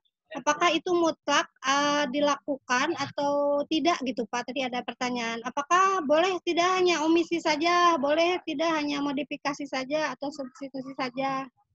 Ada pertanyaan dari Bu Ina. Bu Vina, Bu Ina ya kalau nggak salah. Bu Ina Hanafiah. Mangga Pak Yadi, Kang Yadi, salah ya. Ya, Bapak Ibu yang saya hormati ya. Bahwa yang tadi ya adaptasi yang tadi itu sebetulnya dilakukan itu sesuai dengan kebutuhan siswanya ya. Kembali lagi kepada hasil asesmen itu disesuaikan dengan kemampuan siswa dan kebutuhan siswanya ya. Jika misalnya jadi tidak mutlak semuanya digunakan gitu ya, tapi inti dari PPI itu adalah itu semua gitu ya. Omisi, duplikasi, inti dari PPI sendiri. Jika misalnya anaknya tidak ada hambatan sama sekali, itu tidak perlu sebetulnya, itu dilakukan semuanya. Cukup mungkin salah satu aja gitu ya. Oh ini kira-kira apa nih gitu. Itu. Jadi tidak semuanya, jadi kembali lagi disesuaikan dengan kebutuhan peserta didiknya. Ini kira-kira nih untuk siswa ini apa gitu. Ya, cukup jelas ya. Mudah-mudahan cukup jelas, tapi tidak mengurangi minat dari Bapak Ibu untuk bertanya. Mangga Ibu Isma ini baru gabung. Mangga Bu Isma, barangkali ada yang mau ditanyakan. Tadi sudah disinggung ya, jika PPI ini ternyata melibatkan banyak pihak, salah satunya adalah orang tua. Bagaimana sih Kang prosedurnya kita melibatkan orang tua dalam penyusunan PPI? Apakah orang tua dipanggil terus diperlihatkan PPI-nya atau bagaimana gitu? Bagaimana gitu prosedurnya? Apakah dibawa pulang ke rumah, orang tua mengkritisi atau bagaimana? Enggak. Ini kembali jawabannya di sharing pengalaman aja Bu ya mungkin ya, karena tidak ada jawaban khusus ya untuk ini. Ini hanya sharing pengalaman apa yang kita lakukan. Jadi kan kita udah melakukan identifikasi dan asesmen. Dari asesmen itu diketahui hasil dari kemampuan siswa ya, kelemahan dan kebutuhannya apa. Nah, ketika proses pelaporan hasil asesmen itu otomatis kita kan memanggil orang tua ya, di sini orang tua kita panggil, kita diskusikan bersama bahwa hasil asesmen terhadap siswa ini hasilnya terbentuklah sebuah profil kemampuan siswa seperti ini. Nah, dari hasil asesmen ini nanti orang tua membaca ya, memahami gitu, oh ternyata anak kita itu seperti ini kemampuannya, dan rata-rata itu dibenarkan ya oleh orang tua, biasanya dibenarkan, oh iya emang begini gitu hasilnya seperti ini. Nah, lalu kita gambarkan kepada orang tua tentang kurikulum yang ada kita gambarkan bahwa kurikulum itu udah sampai ini misalnya ya, kurikulum secara umumnya udah siswa itu harus seperti ini, sementara kemampuan siswa sendiri hasil asesmen itu di bawah kurikulum. Makanya kira-kira ke depan itu perlu adanya sebuah penyelarasan kurikulum. Misalnya dengan cara dimodifikasi kurikulumnya. Ibu, Bapak kira-kira ini untuk memodifikasi kurikulum seperti ini, kira-kira 1 tahun ke depan dengan kondisi anak seperti ini, kira-kira bagaimana memodifikasinya seperti itu. Kita serahkan dulu kepada orang tua. Jika kadang-kadang orang tua tuh telangkung Bapak Ibu di sekolah seperti itu ya. Jadi kita di sana ini kan bersama, yuk kalau misalnya kita turunkan jadi segini gimana, seperti itu. Jadi kita diskusikan bersama-sama dengan orang tua di situ. Jadi pertamanya mah hasil asesmen dengan orang tua, kita diskusikan dengan orang tua, baru kita laporan ke kepala sekolah dan pihak-pihak terkait, kepada guru kelas yang lainnya ya, guru mata pelajaran, dan pihak yang terkaitnya, seperti itu. Mungkin Ibu seperti itu kalau apa yang kita lakukan di sekolah kami. Jadi ada sesi pertemuan dengan orang tua sambil laporan hasil asesmen. Nah, di sana kita jelaskan tentang kurikulum PPI yang akan kita buat. Kira-kira mampunya sampai mana. Makanya di situ kurikulum insya Allah diketahui PPI sama orang tuanya. Pengintan segitu Ibu, apa yang kita lakukan di sekolah mah, seperti itu. Ya, baiklah. Berarti kalau misalnya kita akan melibatkan orang tua, itu dilaksanakan kalau di awal semester ya Pak ya, Kang ya? Sebelum kita membuat RPP, sebelum kita melaksanakan KBM, berarti alurnya kita melaksanakan asesmen, kemudian membuat laporan hasil asesmen, kemudian menyusun PPI yang disetujui oleh orang tua. Seperti itu mungkin ya Pak ya, alurnya ya? Ya Kang Yadi? Iya betul sekali Bu Fitri, seperti itu. Ya, makanya kita di sekolah di RC pembuatan ini adalah 1 tahun sekali. Karena untuk untuk pertemuan dengan orang tuanya juga gitu ya, pertemuan orang tua, terus mempertemukan dengan kepala sekolah itu kan agak sulit juga ya. Betul. Perlu waktu gitu. Jadi makanya kita program PPI-nya 1 tahun sekali. Terus kalau misalnya ada yang 3 bulan sekali bisa, kenapa tidak? Itu lebih bagus. Tadi kata Ibu Eni juga ya, udah dijelaskan. Kebetulan. Seperti itu Ibu, Bapak. Ya, sudah cukup jelas ya, Kang Yadi. Iya. Ya, Kang, boleh di-share lagi tadi format PPI-nya, Kang. Kayaknya sih kurang puas gitu lihatnya. Yang tadi yang share screen yang format PPI-nya. Oh ya, untuk format PPI ini berarti kan ini ciri khas Cinta Asih berarti Pak ya, Kang ya? Iya betul. Ya. Iya. Boleh tidak kita pakai format yang berbeda gitu? Kalau formatnya itu banyak ya Bu, formatnya sudah banyak, itu disesuaikan dengan yang formatnya tidak ada format khusus, ini harus begini, yang penting tadi ada materi. Tidak ada yang baku, yang penting itu ada tujuannya ya, terus materinya, terus metodenya seperti apa, media yang digunakan, terus bagaimana proses pembelajarannya, seperti itu. Yang penting tadi nanti ada di slideshow ya. Boleh di share screen aja Kang, yang format PPI-nya. Karena kan biasanya ibu-ibu pengen ada oleh-oleh itu ke temen sekolahnya biar dibagi-bagi gitu. Iya.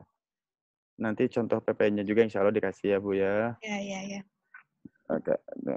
Bentar. Share screen ya Bu. Mangga. Share screen yang format PPI-nya. Nah,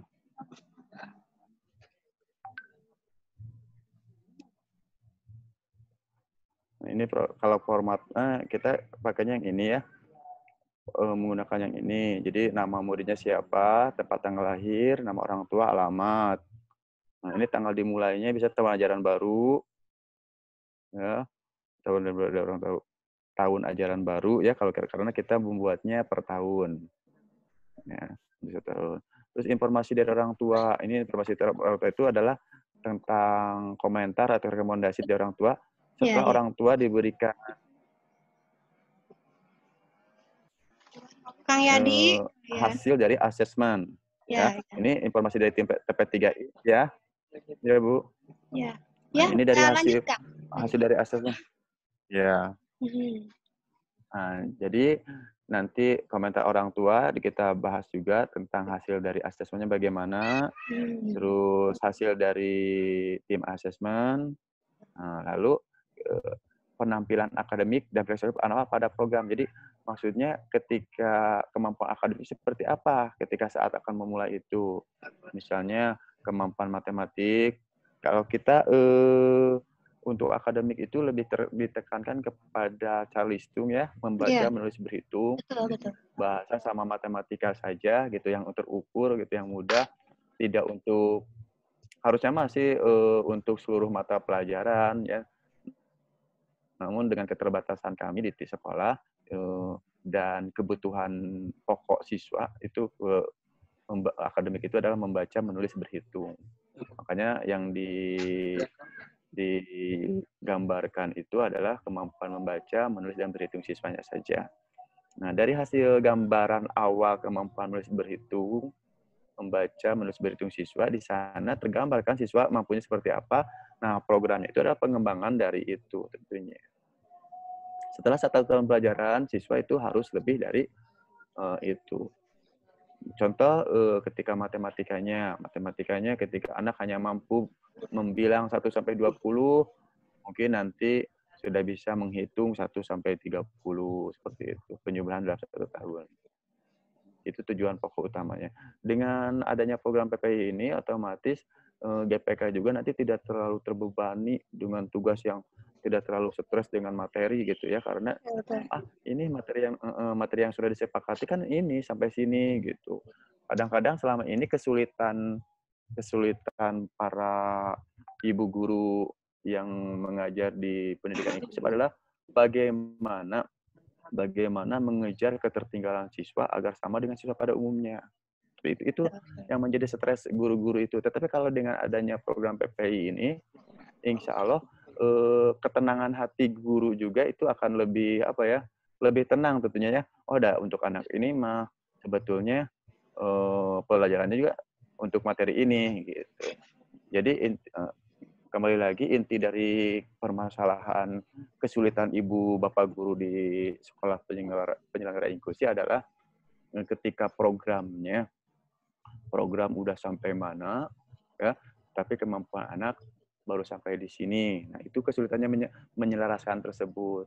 Tapi ketika sudah ada program PPI ini yang sudah disepakati oleh orang tua, insya Allah ya kecemasan guru tersebut sedikit terobati. Kembali lagi ke analogi yang saya berikan tentang pengajaran di Indonesia kepada pemulanya yang analogi ini, Bu. Nih, seperti itu. Jadi selama ini kita evaluasinya seperti ini. Evaluasinya itu ya, jadi evaluasinya misalnya seluruh anak harus bisa matematika perkuliahan misalnya. Sementara kemampuan siswa ABK kita tidak sampai saat seperti itu. Analoginya seperti ini. Ini suruh memanjat pohon kepada ikan. Bagaimana mungkin ikan bisa memanjat pohon? Seperti itu. Itu yang menjadi kesulitan guru-guru di sekolah penyelenggara inklusi biasanya seperti itu. Namun ketika sudah ada PPI, sudah ada program individual ini, ya inilah nih yang menjadi patokan kita, yang menjadi tujuan kita. Tujuan pembelajaran itu sampai di sini. Jadi kita nggak terlalu muluk-muluk, nggak terlalu terbebani dengan tujuan pembelajaran harus bisa ini. Jadi tujuannya adalah yang terukur, yang memungkinkan untuk siswa anak berkebutuhan khusus. Terukur. Itu Panginten Ibu Fitri. Ya, cukup bisa dipahami ya, Kang Yadi. Jadi di kolom komentar orang tua itu nanti orang tua bisa saja menulis keinginannya, angan-angannya seperti apa gitu ya. memang perlu adanya komunikasi yang bagus antara orang tua dan guru, terutama di sekolah reguler. Karena ada kalanya orang tua itu membandingkan dengan teman-temannya yang lain gitu ya. Iya, Kenapa anak saya kok belajarnya nggak sama dengan yang lain? Kenapa anak saya belajarnya baru calistung saja gitu, yang lain sudah kemana gitu ya? Mungkin itu bisa Iya, itu meringankan. iya, kadang-kadang itu karena orang tua tidak dilibatkan dalam pembuatan PPI, makanya ada pertanyaan seperti itu. Kalau misalnya orang tua dilibatkan, tidak mungkin bertanya hal seperti itu lagi, Bu ya. Iya, betul. Insya Allah nanti akan. Iya, dengan program PPI yang dibuat dengan baik dan benar sesuai dengan kebutuhan anak, pastinya tujuan pendidikan anak tersebut akan dicapai dengan terarah dan terukur ya, Kang Yadi ya. Iya, tentu seperti itu. Ya. Harapannya seperti itu, begitu ya. Namun kenyataannya kadang sudah program yang kita buat kurang berjalan dengan ini juga ada juga ya, gitu. Walaupun ada banyak kita di sana banyak kendala apanya yang harus diperbaiki, makanya guru pendidikan khusus, terus guru pengajar di sekolah inklusi harus terus belajar, ya. Karena seperti itu, individu itu setiap orangnya berbeda-beda seperti itu. Betul. Mungkin di situ juga ya Pak ya, peranan dari resource center ya, agar lebih ditingkatkan lagi.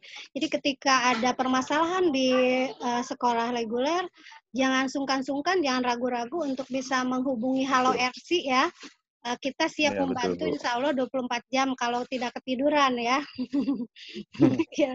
Mudah-mudahan kita selalu belajar dan belajar, semua permasalahan akan akan dipecahkan dan selalu ada solusi selama kita mau berusaha ya Pak ya. Ya Kang ya. Iya betul. Iya betul. Mangga selanjutnya boleh dikeluarkan dulu Pak share screen-nya. Untuk pertanyaan selanjutnya kita masih ada waktu, punten saya belum lihat waktu. Masih ada kurang lebih 5 menitan lagi kita sebelum saya closing atau menarik kesimpulan dari materi hari ini. Mangga masih ada waktu kurang lebih 5 menit kepada Bapak Ibu yang mau bertanya boleh, yang mau sharing boleh, yang mau curhat juga boleh. Ya.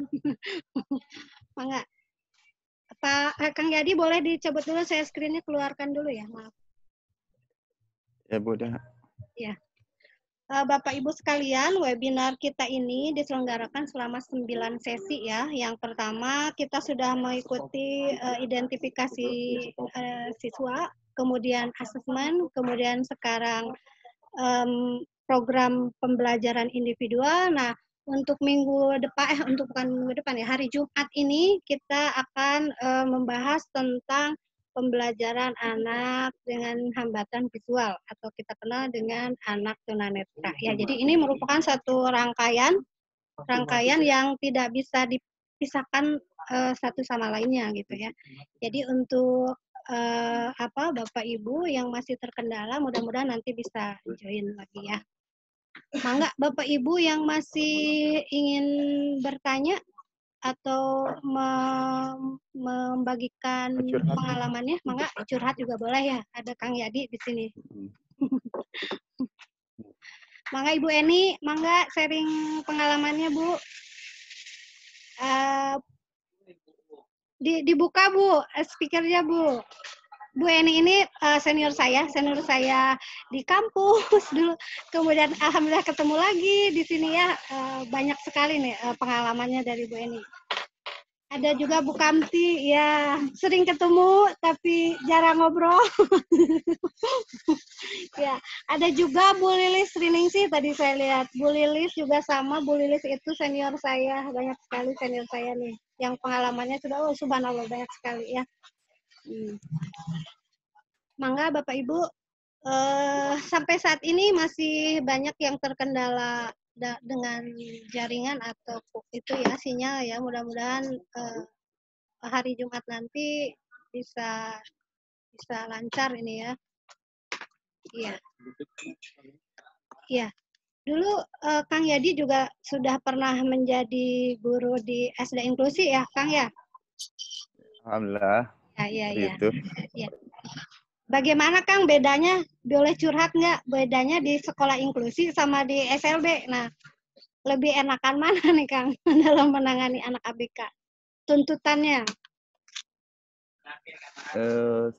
ini berbagai pengalaman aja gitu. Ketika dulu saya ngajar di sekolah inklusi, bahwa orang tua menyekolahkan peserta didik, menyekolahkan anaknya ke sekolah inklusi. Kalau zaman dulu itu ya, zaman dulu tuh didasarinya biasanya karena kekurang penerimaan diri gitu ya, kekurangan penerimaan diri orang tua terhadap anaknya. Jadi dengan kemampuan anaknya seperti itu dipaksakan untuk agar mampu dengan anak-anak pada umumnya. Biasanya seperti itu. Jadi orang tua yang menyekolahkan anak-anak ABK di sekolah inklusi pada mulanya seperti itu gitu ya.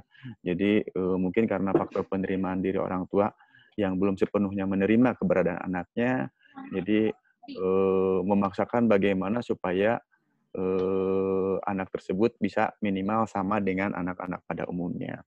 Namun dengan penjelasan, makanya dengan penjelasan dan hasil asesmen yang diberitahukan kepada orang tua, lambat laun orang tua pun memahami tentang kondisi anaknya dan mulai menerima kondisi anaknya. Makanya ketika proses asesmen itu,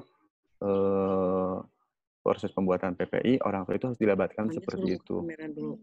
Ya, jadi orang tua itu harus dilibatkan sekali lagi karena pentingnya itu seperti ini gitu ya. Jadi supaya kedepannya orang tua paham tentang kondisi anaknya gitu. Terus ketika pengalaman saya bahwa mereka itu bersedia bayar mahal gitu ya ke sekolah gitu ya, di sekolah inklusi karena itu jadi anak saya tidak mau ke SLB, pokoknya anak saya harus normal seperti itu. Nah, makanya itu yang memberatkan guru, tekanan batin guru di sekolah inklusi itu di sana. Ya. Saya bisa merasakan jadi tekanannya itu bukan dari kurikulum saja ya, tekanannya itu dari orang tua juga gitu. Apa sih ini sekolah ini guru? Jadi ini lebih seperti pundak tanggung jawab itu ada di guru gitu ya. Makanya walaupun di sekolah inklusi nanti dijelasin bahwa ini program untuk anak itu walaupun sekolahnya sama tapi programnya itu berbeda, yaitu dengan adanya PPI ini. Dijelaskan kepada siswanya. Lambat laun orang tua pun akan memahami ya, seperti itu. Ya. Jadi kalau prinsip saya sekarang ngajar dah hubungan kita mah hanya dengan orang tua dan siswa, itu aja peran guru mah gitu ya, itu aja. Kalau misalnya selama orang tua itu baik-baik saja, insya Allah kita pun baik. Itu yang membuat saya terus bertahan di sekolah inklusi pada waktu itu gitu. Nah kalau lihat tekanan mah begitu stresnya jadi guru inklusi itu sebetulnya ya, begitu tekanan itu dari kepala sekolah harus begini gitu ya, terus dari orang tua harus begini. Tetapi dengan komunikasi yang baik, komunikasi yang terjalin, insya Allah itu akan membuahkan hasil ya. Akan ada titik temu gitu antara guru dan orang tua tuh. Titik temu bagaimana program yang baiknya dilakukan untuk perkembangan anak. Biasanya seperti itu karena komunikasi. Ketika anak begini, misalnya ketika tuntutan orang tua terlalu tinggi ya dengan anaknya, kita jelaskan lagi kepada orang tua. Misalnya, oh siap Bu, sesuai dengan kemampuan Ibu, misalnya kalau saya dulu gitu ya, sesuai dengan kemampuan Ibu, baik kita programi, tapi kira-kira bagaimana cara mengejarnya? Nah, kita kembalikan lagi masalah itu, sehingga dia berpikir sendiri. Kira-kira bagaimana ya cara mengejarnya? Tolong dibantu. Bagaimana pengalaman Ibu di rumah supaya mengejar ketinggalan seperti ini? Nah, dari kata-kata itu, orang tua akan mudah merasa dihargai juga tentunya ya. Terus orang tua akan lebih mengerti tentang kondisi anaknya tentunya. Oh, ternyata emang susah nih kalau misalnya tujuan ini dipaksakan. Kalau itu saya seperti itu zaman dulu gitu ya, agar orang tua bisa paham dengan kondisi anaknya. Jadi ingat dengan orang tua harus hati-hati banget ininya ngomongnya. Ketika hasil asesmen gini-gini jangan sampai sakit hati itu, karena kalau sakit hati juga bisa sampai gimana gitu ya orang tua itu. Betul. Itu pengalaman, makanya kita harus benar-benar kata-kata itu benar-benar halus kepada orang tua. Ibu gimana ya? Gitu. Jadi sambil bertanya aja, ini hasilnya gini, seperti itu. Jadi jangan langsung memvonis, ibu anak ini nggak akan mampu sampai kalau gitu bikin sakit hati. Makanya pinter-pinter guru, ya khususnya guru pembimbing khusus di sekolah inklusi, menjelaskan kepada orang tua tuh harus pinter-pinter itu dengan bahasa yang santun, lemah lembut, dan dimengerti. Betul. Iya. Tidak menyinggung itu ya, Kang Yadi ya. Iya. Ya. Mohon itu mungkin pengalaman saya selama ngajar di sekolah inklusi seperti itu. Ya, betul sekali. Faktor kepercayaan dari orang tua juga itu sangat mempengaruhi keberhasilan pembelajaran ya. Ketika kita ngobrol dengan orang tua, otomatis akan ada satu bonding atau ikatan yang bisa mempermudah, bisa menjadi pendukung dalam pencapaian pembelajaran bagi anak berkebutuhan khusus di sekolah reguler dalam setting inklusi. Mungkin itu ya, Kang Yadi ya? Ya betul sekali, Bu Fitri. Betul sekali. Baik, Bapak Ibu, karena sudah hampir pukul 15, kita sudah di ujung waktu. Untuk keperluan dokumentasi kepada Bapak Ibu, diharapkan untuk membuka kamera ya, biar lebih indah dilihat. Ya, sebelumnya saya saya sampaikan dulu rangkuman dari materi kita pada hari ini. PPI dibuat atau disusun untuk mengakomodasi kebutuhan anak berkebutuhan khusus yang bersekolah di sekolah reguler dalam setting inklusi. PPI dibuat dari hasil asesmen dan dirumuskan sebelum dilakukan intervensi dengan melibatkan beberapa pihak dan stakeholder seperti guru, kepala sekolah, dan orang tua. Sehingga melalui PPI ini diharapkan tujuan pembelajaran anak berkebutuhan khusus dapat tercapai, terarah, dan terukur. Itu mungkin ya Ibu Bapak. Tapi yang lebih penting sih PPI ini harus dibuat dari hal yang terkecil, dari diri sendiri, dan mulai sekarang. Jangan hanya jadi wacana, tapi harus jadi rencana kita selanjutnya. Mungkin itu ya, Kang Yadi. Ada closing dari Kang Yadi? Ya. Terima kasih Bu Fitri. Baik Bapak Ibu yang saya hormati dan saya banggakan. Terima kasih atas perhatiannya. Mohon maaf atas segala kekurangannya. Sekali lagi saya hanya share pengalaman saya tentang pembuatan PPI. Mohon maaf atas segala kekurangannya, baik itu masalah jaringan atau masalah lainnya, atau masalah dari keterbatasan ilmu saya. Mohon maaf sekali lagi. Yang baiknya mudah-mudahan bermanfaat, bisa diterapkan di sekolah Bapak Ibu semua. Mohon maaf sekali lagi, jika ada pertanyaan atau apa, bisa di tim RC nanti Bu ya, di grup WA, kalau ada pertanyaan tentang sesuatu hal, kami tim RC insya Allah akan mendiskusikan bersama-sama. Sekali lagi, terima kasih atas semuanya, atas perhatiannya. Mohon maaf. Assalamualaikum warahmatullahi wabarakatuh. Waalaikumsalam. Baik Bapak Ibu, saya tutup. Mohon maaf apabila ada kesalahan. Mudah-mudahan bermanfaat. Mudah-mudahan kita diberikan kesehatan sehingga kita bisa bertemu dalam webinar sesi keempat. Demikian.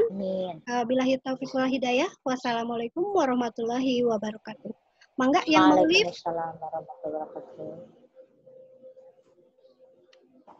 Saya izin live ya.